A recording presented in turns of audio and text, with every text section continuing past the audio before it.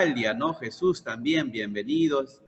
Jacqueline, Marwin, qué gusto tenerlos aquí. Y bueno, el día de hoy tenemos una sesión que viene hasta las 10:30 de la noche. Vamos a tratar de abordar desde el capítulo 6 hasta el capítulo 10 y esta sesión prepárense porque hemos preparado unos talleres bastante especial para ustedes con respecto a la norma ISO 37001, ¿ok?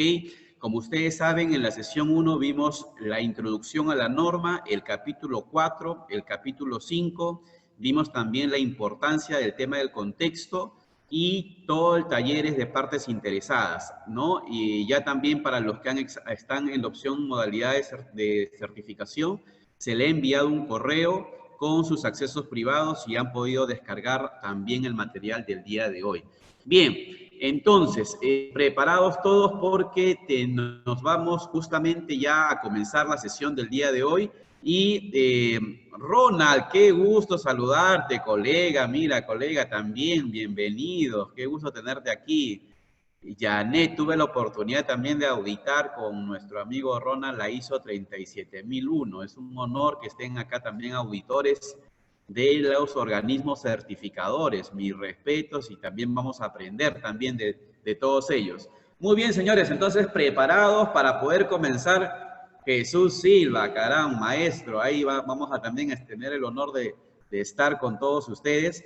Y algo importante antes de comenzar, tengan a la mano su norma al costado, como yo siempre digo, ¿no? Su norma al costado, porque vamos a revisar de manera técnica desde el capítulo 6 hasta el capítulo 10, y no solamente he preparado un tema de interpretación, sino vamos a hacer talleres en algunos capítulos en donde vamos a poder integrar la norma. Así bien, entonces, la idea es que puedan ustedes tener una comprensión total de los requisitos. Vamos a iniciar. Antes de iniciar, quería pedirles dos cosas. Uno es que tengan en cuenta, si es posible, conectarse siempre desde un computador. Si no, bueno, desde un celular, si es que por A o B no hay ese acceso, para que puedan también hacer el taller final, que es el Menti, que es el muro de aprendizaje, en donde revisamos toda la información. También es importante que tengas tu blog de notas. Dice que una de las formas de nosotros aprender como seres humanos, tenemos tres formas de aprender. El ser humano aprende escuchando, kinestésicamente, practicando, subrayando y también escuchando. Entonces eso es lo que se llama la estructura del backup. Y eso es muy importante porque al ser una capacitación virtual, digamos, no hay la interacción física, pero tenemos que barrer esas tecnologías de tal manera que ustedes pues puedan estar activos y puedan estar entendiendo y disfrutando esta capacitación.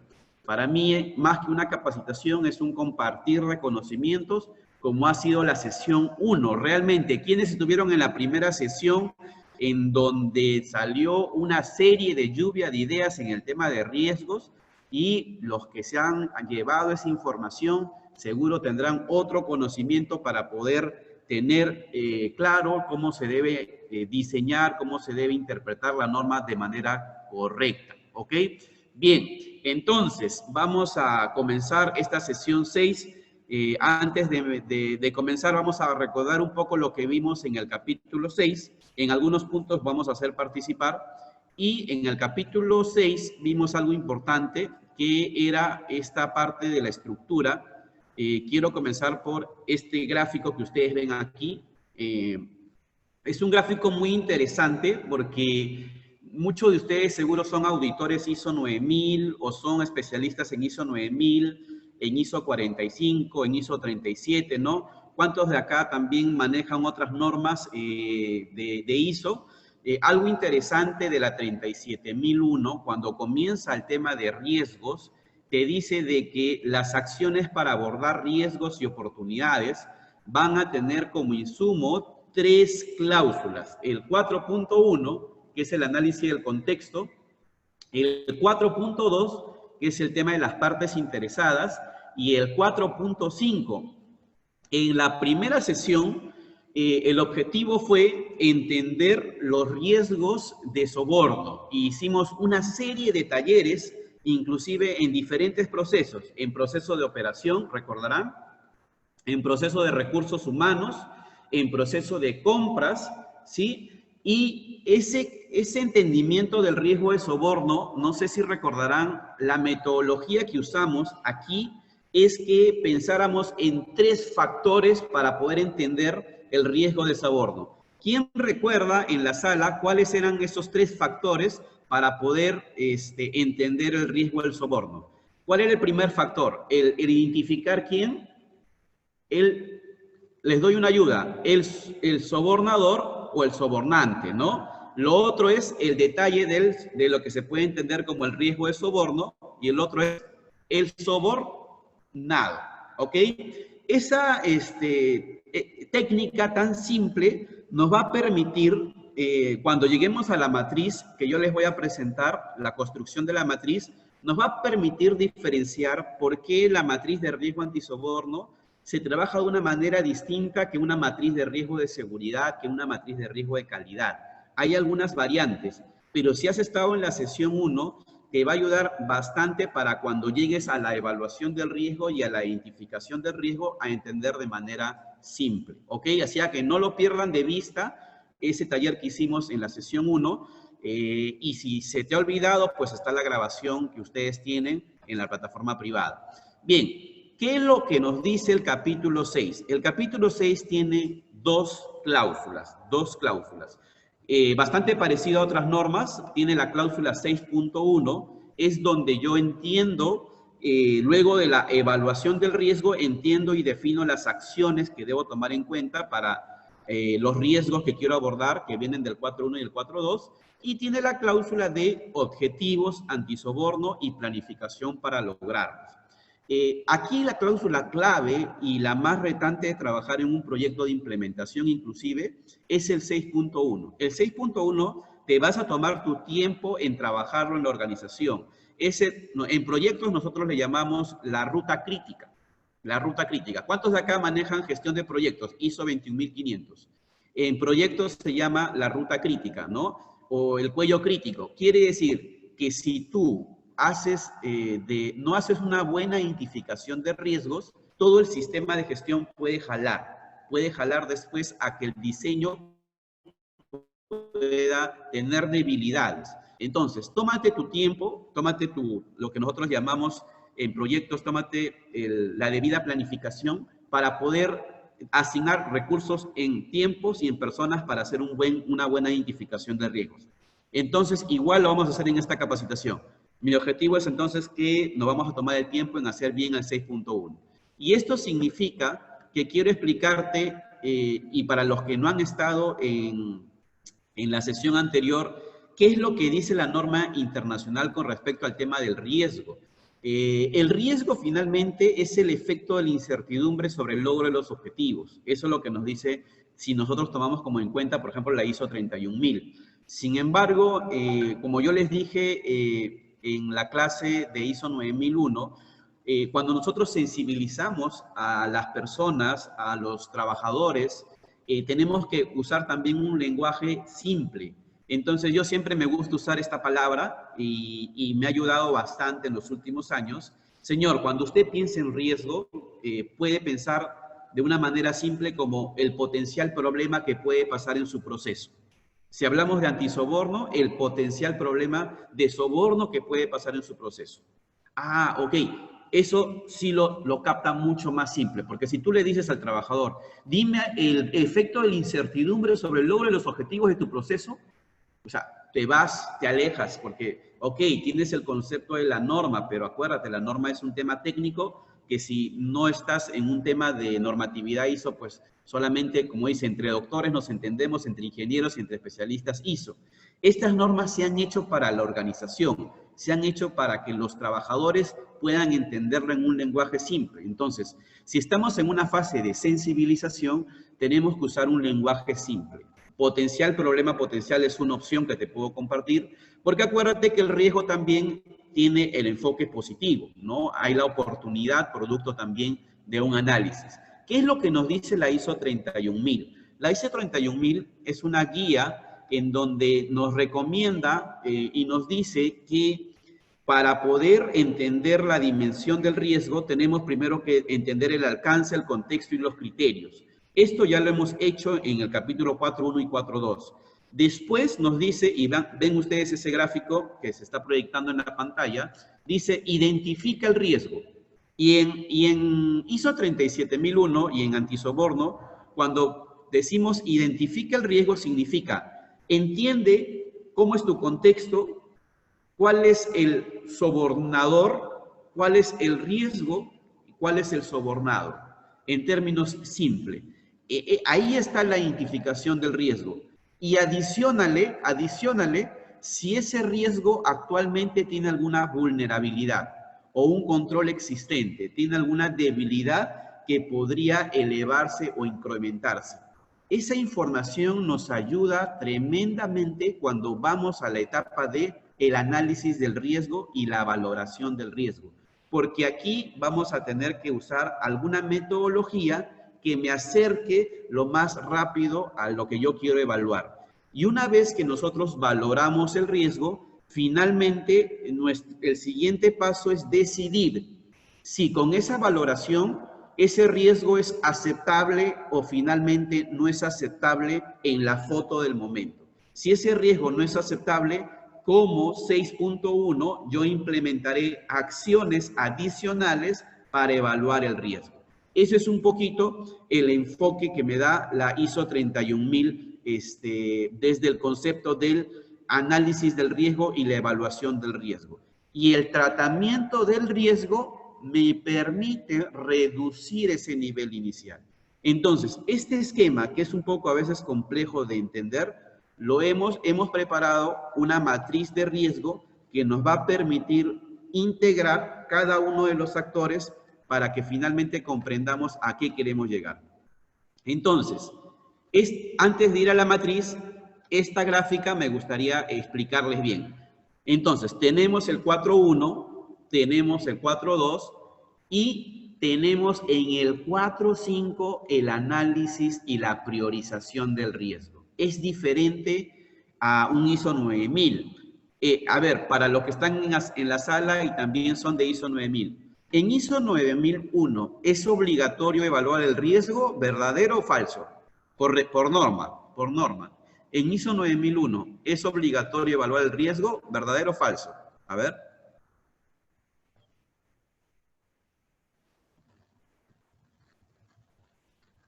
Ya, yo sé que hay algunos que son full 37, ya esto es para un poco comparar normas, porque ya la siguiente semana la idea es cerrar las 4 normas más importantes porque ya se va a venir el curso de especialista líder en implementación de las normas ISO, así que todos los que se están graduando, yo les digo, para ese curso sí va a ser cerrado porque necesito yo interactuar más con un grupo mucho más pequeño.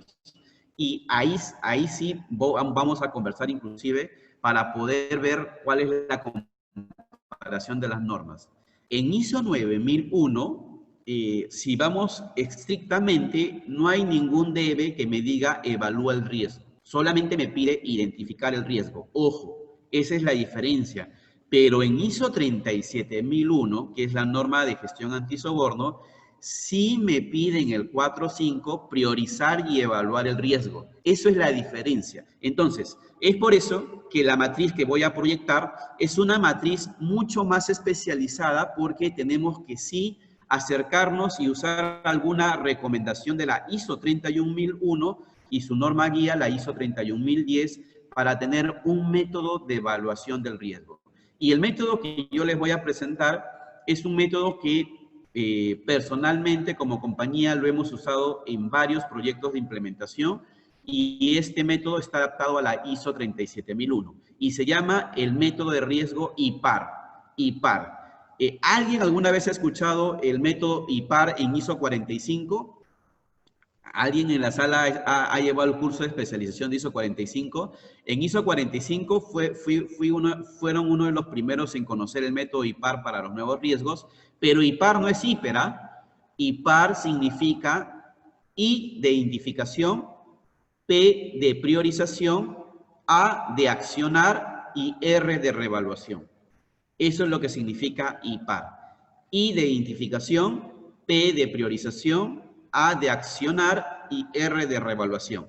Ese es el método IPAR, que es un método que integra la 31.000, la 31.010 y conocimiento propio de la compañía en los años que ha venido implementando. Lo importante de este método es que es simple, es práctico y no le pierde la parte técnica. Entonces, vamos a comenzar con ese taller y voy a proyectar el ejemplo y la metodología que desde cero vamos a construir. Entonces voy a cerrar esta pantalla y voy a proyectar en este momento la matriz. Exacto. ¿Me confirmas, Vivian, si se logra ver la matriz en Excel? ¿Sí? Sí, perfecto. Bien, voy a proyectar un poquito más grande para que ustedes logran ver. Bien, vamos a partir desde cero, ¿ah? Miren, en la sesión 1 nosotros habíamos hecho nuestro FODA. ¿Recuerdan? Hicimos nuestro FODA. Y en el FODA, no sé si recordarán el caso de la empresa de construcción, habíamos identificado en el FODA un contexto externo, que era justamente la amenaza 2, que se identificaba como que existía corrupción e impunidad en diversas instituciones del Estado. Este contexto externo, de manera general, porque es la comprensión del contexto, puede afectar a la organización si es que encuentra vulnerabilidades. Yo siempre digo, y eso se usa mucho en ISO 27001, la vulnerabilidad son debilidades en los controles internos en los procesos, que visto como una amenaza externa, el riesgo se manifiesta. Entonces, cuando nosotros usamos la matriz IPAR, juntamos la amenaza del contexto externo con la debilidad del contexto interno. Entonces, ¿cuál era la debilidad, por ejemplo, que se encontró en la matriz FODA que trabajamos en el 4.1? Se encontró lo siguiente, que el proceso comercial se identificó que las propuestas comerciales y la adjudicación de contratos, el mismo que las elabora es el mismo que las aprueba. O sea, una sola persona. Ese es el contexto actual con la cual trabaja la organización, esta empresa constructora ABC en general. Entonces, Alex, ¿y cómo integramos ese taller que tú hiciste de el sobornador, el sobornado y la descripción del riesgo? En la comprensión del riesgo. Aquí está. Estamos en la primera fase, la identificación del riesgo. Entonces, esto es lo diferente en ISO 37. Si yo tengo este contexto, esta parte interesada que es la institución estatal o el funcionario público puede solicitar el pago del 10% del monto del contrato a fin de ser favorecidos en la buena pro y la adjudicación del contrato. ¿Pasa o no pasa eso en el contexto actual en el país? ¿Sucede o no sucede actualmente ese tema en algunas empresas? ¿Qué me dicen ustedes? Mucho, mucho, ¿no? Entonces, ya de por sí, cuando nosotros hacemos un análisis de riesgos, podemos tener también el tema del juicio experto. El juicio experto quiere decir que tú tienes conocimiento del sector y también como especialista ya planteas una serie de riesgos posibles en el sector, ¿ok? O también, como yo les dije, como hicimos en la sesión 1, esto de acá sale del taller de participación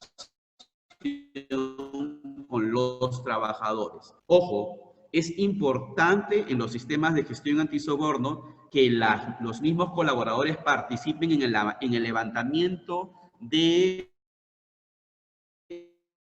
en la semana vi que me solicitaban una matriz completa, les tendrás una matriz completa de riesgos antisoborno. Y, señores, a ver, para entender bien quiénes nos estamos formando acá, y todos los que me conocen saben bien cómo son nuestros cursos de formación.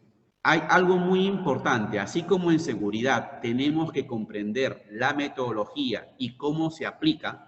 Para poder hacer esto de manera profesional, tenemos que hacerlo en nuestro contexto, con la participación.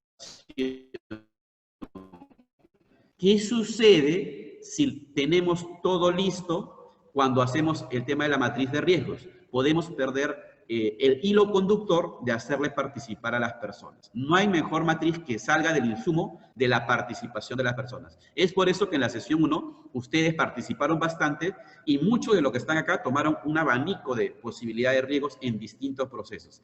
Así que si quieres más información en este tema, repasa la sesión 1, que ahí ha salido bastante información en este tema. Entonces, así también el tema de la matriz Zipper, traten de no, como dicen, ¿no?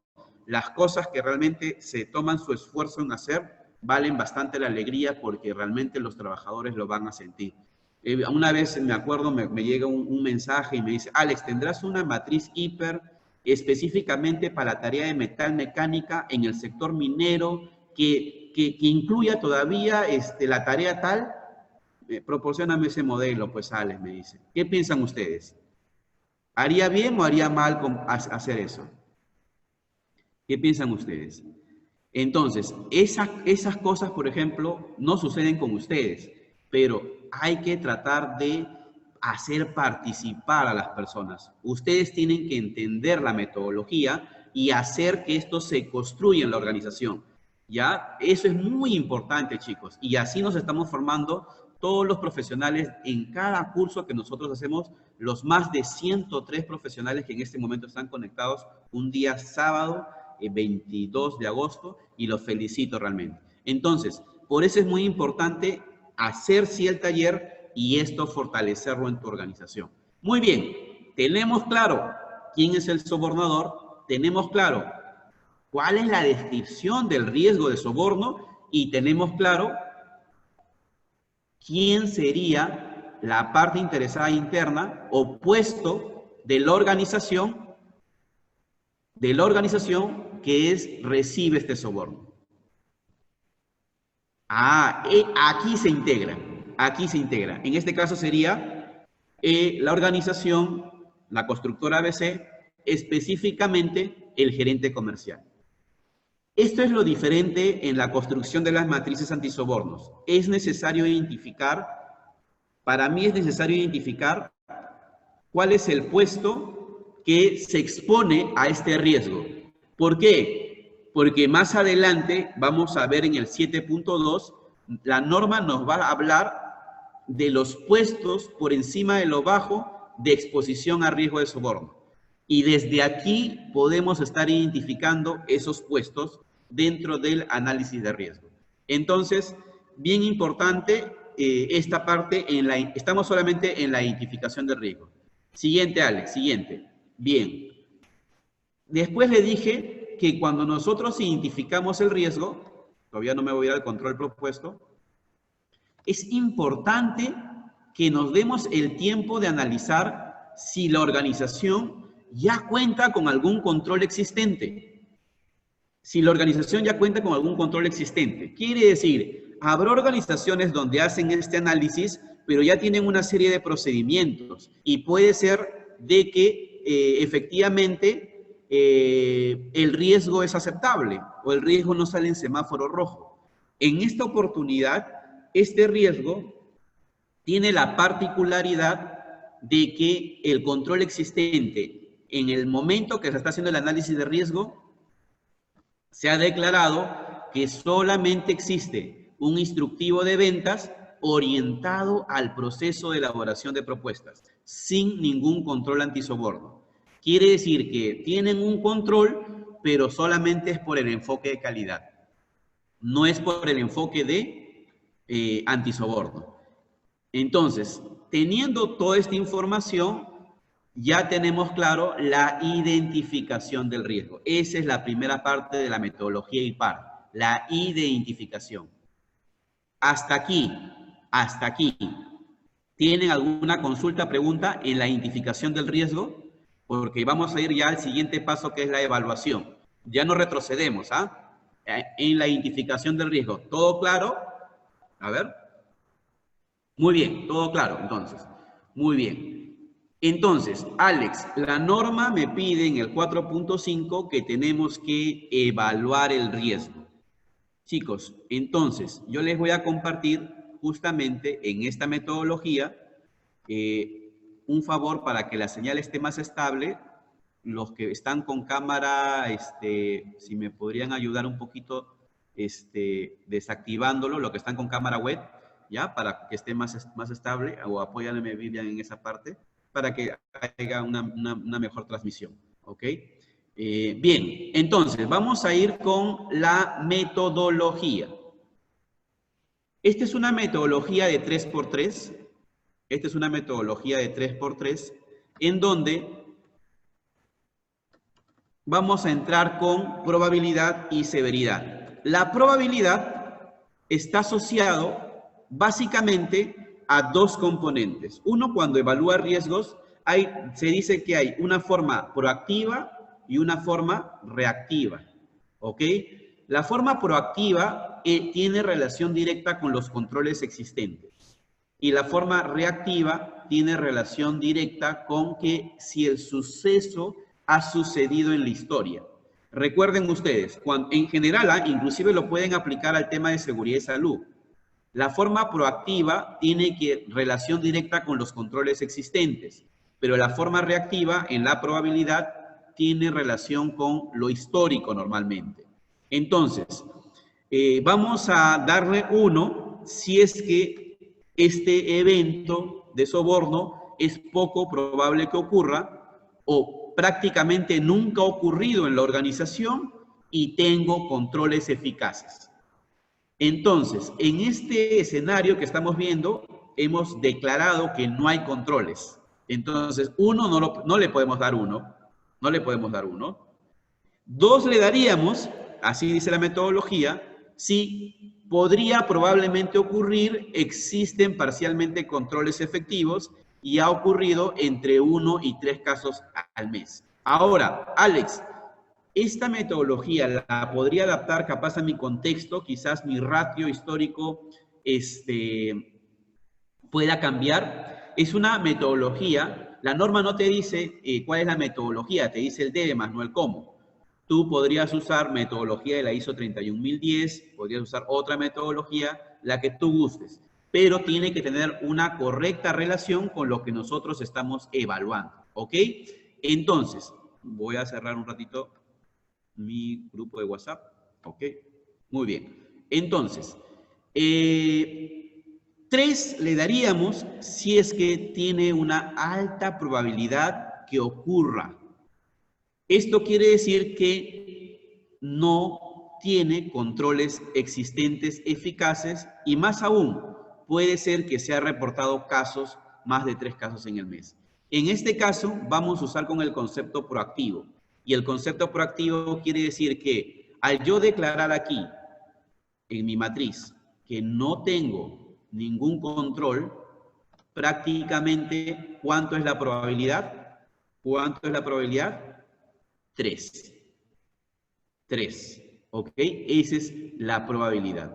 Y finalmente, Alex, el riesgo para la ISO 31000 dice que es la combinación de la probabilidad con la severidad. La severidad tiene que ver mucho con el impacto que tiene este evento a la organización o al sistema de gestión antisoborno. En esta metodología, por ejemplo, a mí me gusta mucho, y yo desde ISO 9001 le dije, el sistema de gestión tiene que ser un componente estratégico. Si no es un componente estratégico, va a perder vida en el tiempo cuando se certifique. Entonces, cuando nosotros analizamos la severidad, lo analizamos desde un concepto también de impacto de negocio. O sea, si por ejemplo es un riesgo que afecta levemente los requisitos del sistema de gestión antisoborno, temas de control de documentos, temas de quizás comunicación, y tampoco afecta a los objetivos estratégicos, pero se va incrementando en función, por ejemplo, que ese evento de soborno puede afectar también temas como la gestión de riesgos, controles operacionales, canales de denuncia, y podría afectar de manera estratégica justamente el tema de la imagen, la reputación, pero de manera parcial.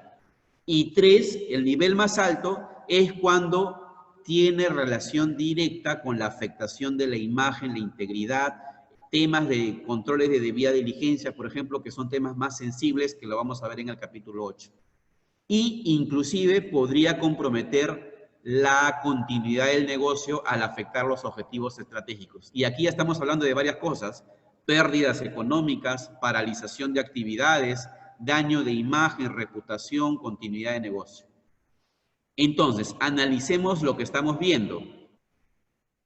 Este evento de soborno está asociado a solicitar el pago del 10% del contrato a fin de ser favorecidos en la buena pro y la adjudicación del contrato con el funcionario público. A ver, esto lo voy a poner en el chat. ¿Cuánto de severidad le colocarían, chicos? A ver. Voy a ocultar la severidad. Voy a ocultar la severidad. Uy, para que no vean. Uy, creo que ya lo vieron. 3. ¿Por qué? ¿Por qué le colocan severidad 3? A ver, un motivo. ¿Por qué le colocarían severidad 3? ¿Cuál podría ser el impacto? Reputación de empresa, uno. Claro, porque imagínense, si esto sale a la luz, primero, el procedimiento de contratación del Estado dice que quedas inhabilitado de contratar con el Estado por riesgo de soborno. O sea, estás inhabilitado. Primeramente, estás inhabilitado. Y ahí también hay un tema de, imagínate que el 50% de tu facturación es con el Estado. O sea, ahí hay temas de riesgo de continuidad. Puede salir a la luz y la empresa quedaría muy mal en el mercado. Reputación, correcto, John Vázquez. Lo que está ocurriendo con las constructoras, o lo que ha ocurrido 2008, 2009 con las constructoras, ¿no? Denuncias. Imagínate que nadie se entere, pero sí alguien de tu empresa denuncia ese tema y lo hace público. Hoy por hoy, las redes sociales pueden tirar abajo una empresa constructora, una marca, ¿no? Entonces, técnicamente, la severidad es 3. La severidad es 3. Entonces, ¿qué te dice el método? El método te dice lo siguiente: entra con probabilidad 3, probabilidad 3, severidad 3 y multiplica, ¿no? 9, ¿no? Y 9 significa un riesgo no aceptable. Riesgo no aceptable. Entonces, si el riesgo no es aceptable en el 4.5, es obligatorio que en el 6.1 yo implemente acciones que permitan que ese riesgo se reduzca, se controle, se mitigue. ¿Se entendió esa parte? ¿Sí? ¿Cómo es la secuencia del análisis de riesgo? Lo he hecho paso por paso para que ustedes puedan ver esa secuencia. Ahorita entramos a la reevaluación, Jorge. Se quiere ir a la parte final. Está bien. Estamos viendo la primera evaluación del riesgo. La primera evaluación del riesgo. Entonces, finalmente, esta herramienta preventiva debería ser una herramienta que permita tomar decisiones. Si a mí como gerente me dicen, Alex, he identificado un riesgo de soborno en rojo, sin entender la metodología, porque esto ya lo van a hacer ustedes, porque se supone que ustedes van a ser los especialistas que van a asesorar o van a estar en la empresa en el tema de antisoborno. No, esto ustedes lo tienen que aplicar ya a partir del lunes en la empresa donde esté, o si están postulando a un puesto, pongan en su currículo, ya tengo mi curso de ISO 37 y puedo ayudarte a hacer un análisis de riesgo, ¿no? Y es importante que ustedes, los especialistas, tengan presente este tema. Si finalmente el análisis de riesgo debe ser una información para la toma de decisiones.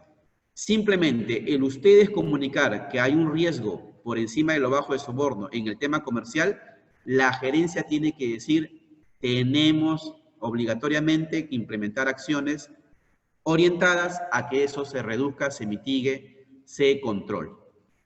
Y ahí viene el 6.1. Y ahí viene el 6.1. ¿Qué es lo que dice el 6.1? A ver, todos con norma al costado. Todos con norma al costado. 6.1. Al planificar el sistema de gestión antisoborno, la organización debe considerar las cuestiones referidas al 4.1 y al 4.2. Han visto cómo se ha vinculado ese tema del contexto, ¿no? El 4.1, ¿no? El 4.2, porque también está la parte interesada, ¿ok? Y también el 4.5. El 4.5 está aquí. La identificación del riesgo y la priorización del riesgo. Acuérdense, el 4.5 dice identifica, prioriza y evalúa. Entonces, ¿ves? Con una sola plantilla ya estamos concatenando las cláusulas de la norma. 4.1, 4.2, 4.5 y te dice la organización debe asegurar de reducir justamente los resultados que no son deseables y que pueden tener un impacto hacia el logro de los objetivos. Implementar acciones para abordar estos riesgos. Estas acciones, finalmente, que te dice el 6.1, son los famosos controles propuestos. Son los famosos controles propuestos. En esta oportunidad, por ejemplo, esto es un ejemplo que prácticamente te va a orientar en varios controles que tú puedas tener en tu organización. En este ejemplo, por ejemplo,